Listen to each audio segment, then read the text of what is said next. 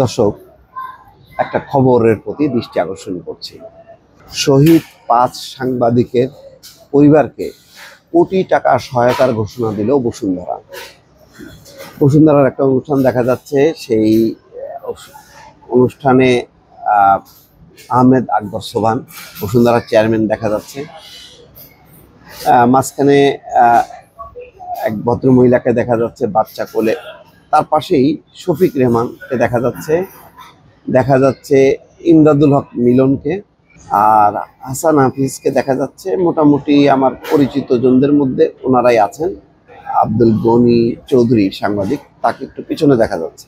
যাই হোক, খবরটা হলো এই যে জুলাই আগস্টে আওয়ামী লীগ সরকারের বিরুদ্ধে ছাত্র জনতার আন্দোলনে শহীদ 5 সাংবাদিককে সম্মাননা জানিয়েছেন দৈনিক কালের কণ্ঠ। শহীদ পরিবারের সদস্যদের হাতে 2 লাখ টাকা করে চেক তুলে দেওয়া হয়েছে। সেই সঙ্গে 5 পরিবারের জন্য 1 কোটি টাকার স্থায়ী সঞ্চয় করে দেওয়ার ঘোষণা দেওয়া হয়েছে।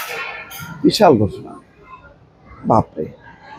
কালের কণ্ঠের 15তম প্রতিষ্ঠাবার্ষিকী উপলক্ষে বৃহস্পতিবার সন্ধ্যায় পত্রিকার প্রধান কার্যালয়ে আয়োজিত এক অনুষ্ঠানে শহীদ পরিবারের হাতে সম্মাননা স্মারক এবং চেক তুলে দেন বসুন্ধরা গ্রুপের চেয়ারম্যান আহমেদ আকবর সোবহান। এখানে আহমেদ আকবর সোবহান কি বলছেন?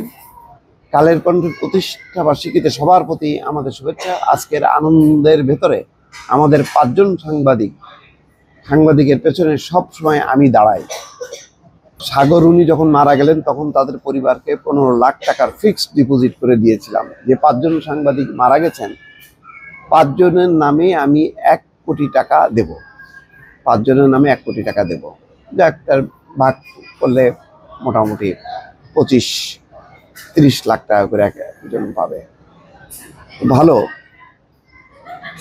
তিনি বলছেন যে সাংবাদিকদের পিছনে সবসময় দাঁড়াই, কিন্তু প্রশ্ন হলো যে আমরা যদি 5 মাস 6 মাস পেছনে যদি একটু রিলটা নেই, ভিডিও রিলটা যদি পিছন দিকে আমরা যাই, তাহলে কি দেখব? সেই শেষ মুহূর্তে এই যে যারা মারা গেলেন, যেই যাদেরকে তিনি বলছেন শহীদ, এবং যারা হত্যাকাণ্ডের শিকার হয়েছে তাদের প্রতি তো সহানুভূতি। তো ওই সময় শেখ হাসিনার এই অপকর্মকে সহযোগিতা করার জন্য তারা অগ্রভাগে ছিল।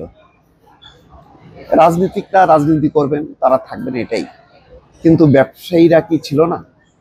সেই কণ্ঠগুলো কি ভাসে না যে মৃত্যুর পরেও আমরা শেখ হাসিনার সঙ্গে থাকব? তারা উচ্চারণ করেছিল। এবং ব্যবসায়ী নেতাদের, আকবর সোবহান ওনার বক্তব্য শুনেছি, একে আজাদের বক্তব্য শুনেছি, তাদের বক্তব্য ছিল রাজনৈতিক নেতাদের মতো। রাজনৈতিক নেতা মানে আওয়ামী লীগ নেতাদের মতো, সেই দৃঢ় প্রত্যয়। তাহলে এটা মিলল? মেলে নাই। পুরোটার সময় তারা আওয়ামী লীগ সরকারের পাশে ছিল, সহযোগিতা করে গেছে, এবং ওই সহযোগিতার বিনিময়ে তারা বিভিন্ন আর্থিক প্রতিষ্ঠান থেকে হাজার হাজার কোটি টাকা তারা লোন নিয়েছে। ন্যাশনাল ব্যাংক বলা হয় যে অনেকটা দেউলিয়ার পথে বসুন্ধরা গ্রুপের 4-5 হাজার কোটি টাকা লোন নেওয়ার কারণে আজকে মানে চট করে তারা তাদের চেহারা বা রূপ বদলে গেছে। এবং আমি গত রাতে একটা স্ট্যাটাস দিয়েছিলাম, দেখে আমার অনেকে নানা রকম কমেন্ট করেছে যে শহীদ 5 সাংবাদিকের পরিবারকে কোটি টাকা সহায়তার ঘোষণা দিল বসুন্ধরা। আমি বললাম বাহ বাহ বাহ, এটাই বাস্তব। আমি একটু রিপোর্ট নেওয়ার ভিডিওর ওই একটা উক্তিটা নিয়েছি একটু। এটা আসলে কোনো আনন্দ বা মজা না, খারাপই লাগলো যে ব্যবসায়ীরা যদি ব্যবসা ছেড়ে মানে রাজনীতি করার চেষ্টা করেন, তার পরিণতি কি ভয়াবহ হয়।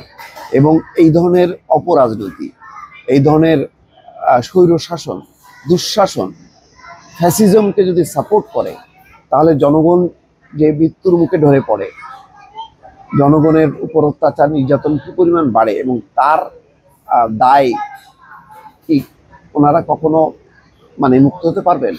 একবারও বলেছেন যে আমরা চরম ভুল করেছি, আমাদেরকে মাফ করে দিন, জাতির উদ্দেশ্যে কোনো ক্ষমা চেয়েছেন? এরকম তো কোনো বক্তব্য দেখলাম না। কিন্তু আস্তে করে তারা আজকে কোথায় শেখ হাসিনা, কোথায় তার মানে সহযোগীরা, আর ওনারা কিন্তু ঠিকই দেশে থেকে অনুষ্ঠান করছেন। এবং যেই সাংবাদিক পালিয়ে গেলেন শফিক রেহমান, তিনি সেই অনুষ্ঠানে উপস্থিত। এর আগে দেখলাম জামাত নিয়ে তারা দলে দলে সেখানে উপস্থিত।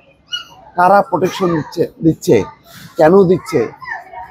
অথচ সেই শফিক রেহমান নিজে অত্যাচারিত, নির্যাতিত, সেই জামাত বিএনপি নির্যাতিত। আজকে দেখা যাচ্ছে যে সবার আগে তারা যে দৌড়ে পাশে দাঁড়াচ্ছে, মানে এটা কোন নীতি?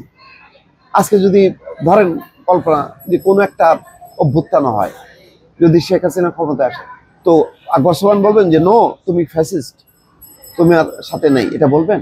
বলবেন তো না। আবার যে সেখানেও যাবেন। এই তো চরিত্র। এদের ব্যাপারে একটা রাজনৈতিক সিদ্ধান্ত কেউ নিতে পারলো না, এটা দুঃখজনক। দেখেন, আমি যখন এই স্ট্যাটাসটা দিলাম তখন একজন মুসাব্বির আলী লিখছেন, ওই কালের কণ্ঠের জেলা প্রতিনিধিদের বেতন ভাতা দেয় না বছরের পর বছর। উপজেলা প্রতিনিধিরা 7-8 বছর থেকে কাজ করলেও এখনো প্রতিদিন সকালে 10 টাকা দিয়ে পত্রিকা কিনতে হয় তাদের। এটাই বাস্তবতা। অর্থাৎ উপজেলার যে প্রতিনিধিরা 7-8 বছর ধরে কাজ করলে তাদের কোনো বেতন ভাতা নেই, বরং তাদের 10 টাকা করে প্রতিদিন কালের কণ্ঠ কিনতে হয়।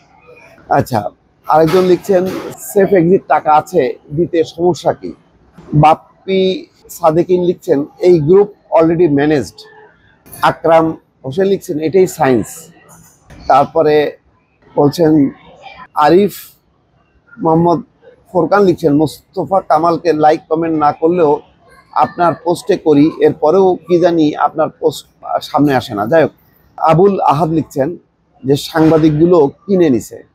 তারপরে ভাই, এই সহায়তা নেপথ্যে হয়তো কোনো সাংবাদিক ভাইয়ার ভূমিকা আছে। দুর্ভাগ্য, আপনিও শহীদ হইলে পাইতেন কোটি টাকা।